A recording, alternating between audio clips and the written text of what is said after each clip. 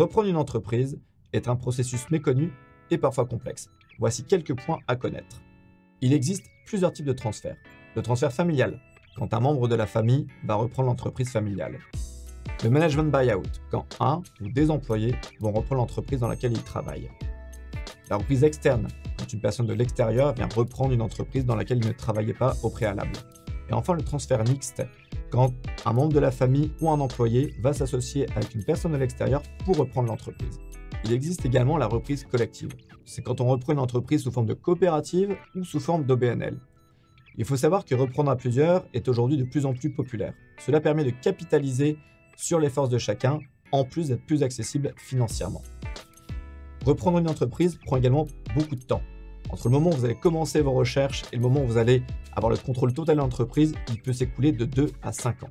Aujourd'hui, il existe beaucoup d'opportunités pour reprendre une entreprise.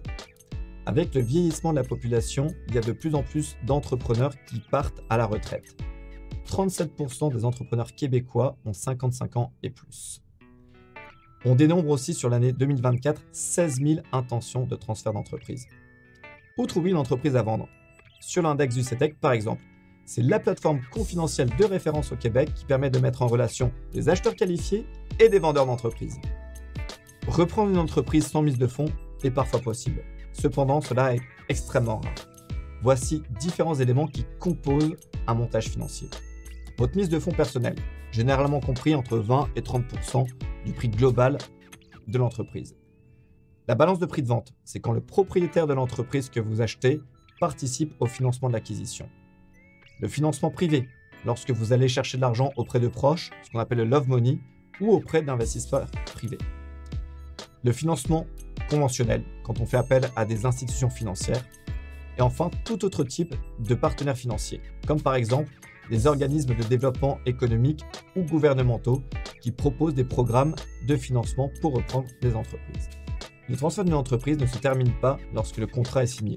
Il faut toujours considérer une période de transition entre vous et le propriétaire précédent.